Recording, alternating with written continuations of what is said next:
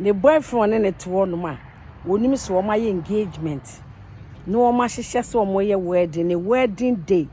be ma na timi ahwe nyame anim adwane agya wo bai o se awura na sofo ya hye ne suit kama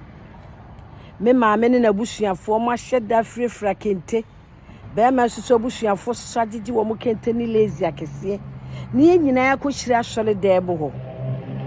na ne boys o mo di nanim ene ma o mo di nanim de nim ne di ka makase brofo ne de me de me brofo ne awura not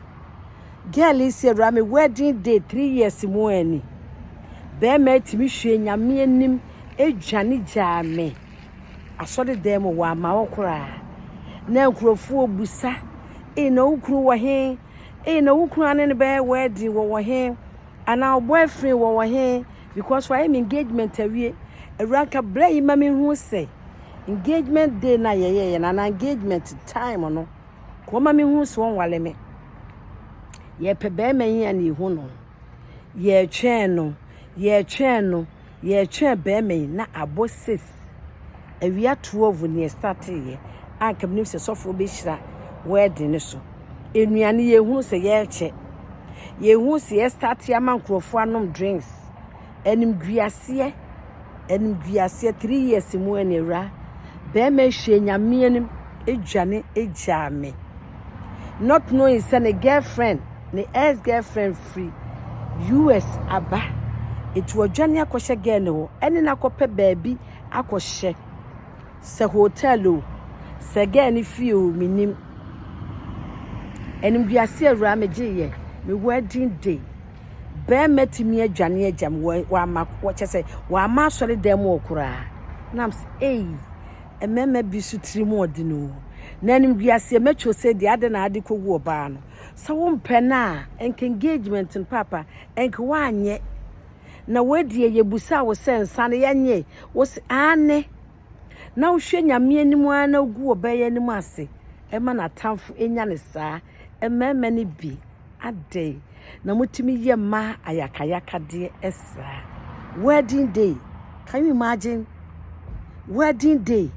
wodwane agana wen si aso dem okura na efifire ten krofo Ghana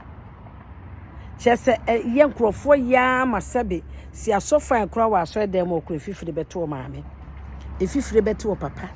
efifire beti girl wosera me lashi sama hyenyina na eyi ade na eyi mitini hye se ya animguase kese animguase mechu na be me hye nyame ede ye me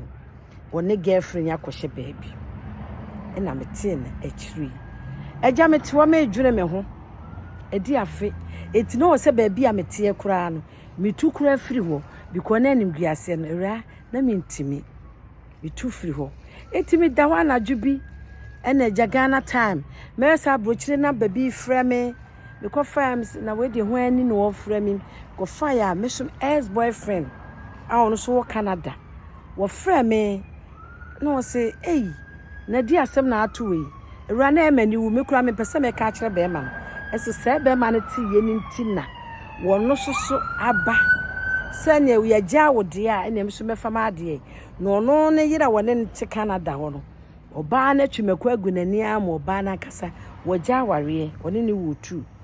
oba no enema ode ne fam no oba na kasa gya be ma no ena ose ne ese me wo gya me de a nam so mate se me ex girlfriend se nim guase se na me yonko be ma de agu ne de a gya bi sumi ne no ne hojo ena me nkoi na me kofa ma ade ena be me ede be ka kire obai wo phone so wo sinti no meba nam so me ne wa be wale nam do ba Canada ama be ma so ahunu se nyame oyodo na be ma na wo no wodwane no wedding day na wan wale girl no